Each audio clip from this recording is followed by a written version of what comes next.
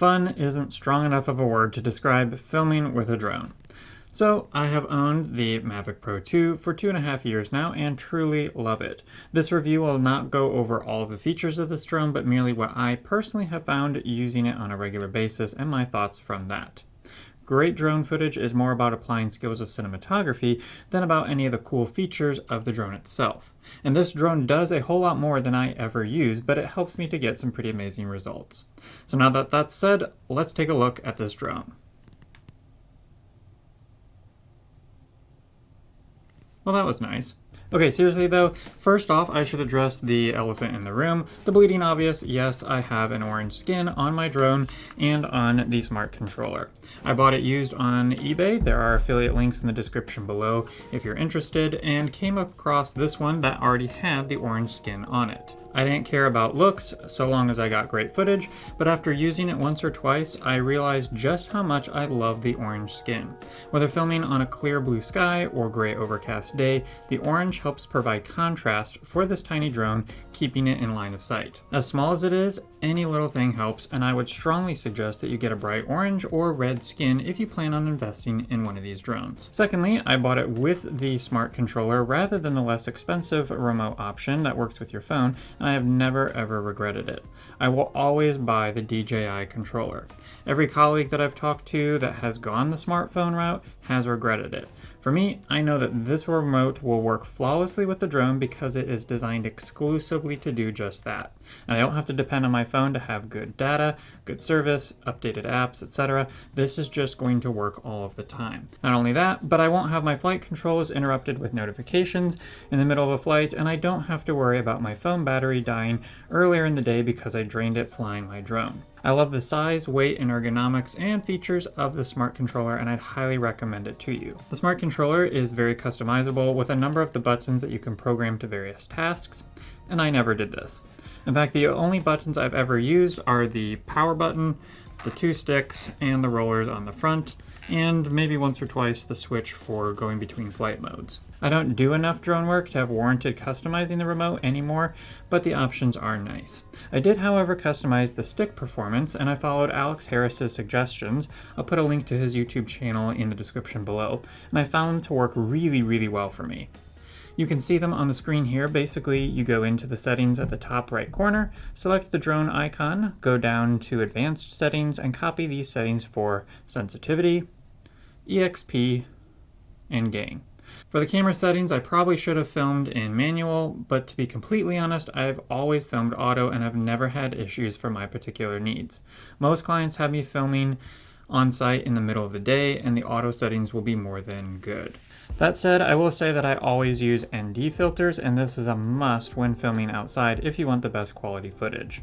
My video format, I did customize the style to +1 on sharpness, -3 on contrast, and -2 on the saturation per Alex's recommendation, and I have been very happy with the results. I'll also say that I shoot everything in normal color profile on this drone. I know. Honestly though, the normal color profile is exactly the look I'm going for with my client work, so it saves me time in post. I have never shot sport mode on the smart controller and only very rarely tripod mode. Almost all my work has been in the P or positioning mode. Snappy, quick responsiveness in a drone is distracting to me, and I try to avoid it at all cost. All of my stick and gimbal movements are slow and steady unless I am getting a very wide vista view of something, and only then do I push the sticks all the way to move the drone at full speed. Otherwise, all movement is slow and subtle. This makes for the most beautiful video in my opinion. Now this drone is also equipped with advanced intelligent flight modes. Funny story on that, I had been filming with this thing for about a year or so and went downtown Indianapolis with a friend to get some urban shots. I was filming the Soldiers and Sailors Monument trying to get a 360 point of interest shot, but the skyscrapers and other buildings in the area made it very difficult. It was a very tense shoot, and I was so thankful to have a second pair of eyes on the drone. I got the shots I wanted, all filmed manually.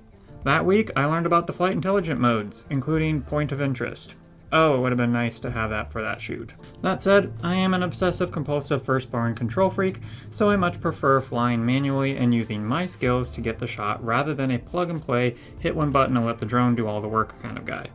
There have been occasions, however, that I have utilized the point of interest flight mode in particular, and I have found it to be especially helpful. Honestly though, there are very few situations that I personally find myself in where these would even be useful. The more I have used the drone, the more I have found that simpler is better. I rarely fly high at all. In fact, many of my shots are only just out of reach. I don't need to put the drone up to 400 feet to get an amazing shot. Sometimes 15 or 20 is better. I will say that one of my favorite shots is to pull up or drop down directly above an object with the camera pointing 90 degrees down, and then gently rotate the drone in a spiral. When I do this, I generally do utilize the 400-foot ceiling. Another thing that I often do to establish the location of my client's building is to get a drone shot of a bigger, more recognizable area and then fly to my client's building. Oftentimes I speed up the in-between flight, but I also always try to do this in one direction. In other words, I'm not piloting the drone around streets, guiding them there. I'm generally not panning the camera around. I usually just point the drone in one direction and move it straight. Battery life has been no issue for me. I have 4 batteries, and most shoots I go on, I use 1 to 3. I think the only time where I've ever used all 4 is when I've been capturing stock footage for myself, not for any client's project work. Battery life will depend on the wind conditions, how much of the flight I'm recording video, and things like that, but I'd say you can safely get at least 20 if not 25 minutes out of each battery. And if you already know the shots that you need, this should be no issue whatsoever. Now, what do I not like about this drone? Honestly, very, very little. It's about as perfect as it comes for commercial work. The main thing I have found is that when I power the drone up, if there's anything in front of the camera here, like grass, a leaf, a car tire, or my shoe, something right in front, it locks in focus distance right there, even when I put the drone up in the air. I'm not sure why this is or how to get it to refocus, but the only workaround I have found is to power the drone down, hold it up in the air like this, pointed at a wide open space, and then power it on. I've gotten the habit of doing this every single time, and this is honestly not a deal breaker when it comes to looking for a drone. Secondly, I found that it's not quite as precise as I'd like in maintaining its position in air. There was a shot I had to do in the woods where I couldn't fly into where I wanted in the woods, so I had to have it take off from some logs and move the logs, get the shot that I wanted, then put the logs back and land it back on those logs. I realized later I could have technically grabbed it out of the air and flipped it upside down to turn it off. Don't generally recommend doing that, but I decided to land it on the 2 logs, and it just took me a while to get it positioned in all compass directions right above the logs and drop down precisely. I was able to successfully land it. It was a very difficult landing, but the drone would just sometimes drift a little bit without me using the controls, and so it's just not as precise in its in-air positioning for that kind of precise movement. The object sensors are really good on this thing and have certainly helped me on many a shoot. There have been times, however, where I had to turn them off to get the shot that I wanted. That one shot in the woods again, it was winter. The stark contrast of the trees above against the gray sky must have appeared to be a lot closer to the drone than it actually was, and so this sensor was picking that up. Though I had about a good 40 feet or so of clearance, it would not ascend because it was seeing those stark tree limbs. Some other shots where I'm squeezing within 3 to 6 feet also have become problematic. It generally stops the drone abruptly, and I can't get my shot until I turn the object sensing off. Now, it's nice that this is a feature that one can turn on and off, and honestly there's probably nothing I'd want it to do instead of what it's doing, because it really has helped prevent me from crashing into some things before, but it can be a little bit of a nuisance at times. I have noticed that I will lose signal if I film from inside a car or under a building or something like that once the drone gets fairly far out. I haven't measured specifically, but I have lost signal on a couple of occasions. Thankfully though, the drone is smart enough to return to the home point on its own in these situations, and I've always recovered it. There was even a time that my controller ran out of battery and the drone was across that farm field. I saw it moving away from me for a little bit, but then it stopped and returned right to the home point without the smart controller even being on at all. So yes, the homing technology is a lifesaver. That said, when it is a bit far out from the controller and there are some objects in between, like a building or like a car roof, I have noticed it lose signal. So, who is this drone for, and is it still relevant now that the Mavic 3 is out?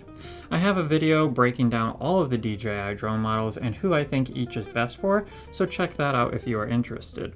In terms of the Mavic Pro 2 versus the 3, honestly, the 3 doesn't offer anything above and beyond what the 2 can do to justify upgrading to it from the 2 in my book. If you already have this drone, you'd spend a lot of money and get very little in your upgrade.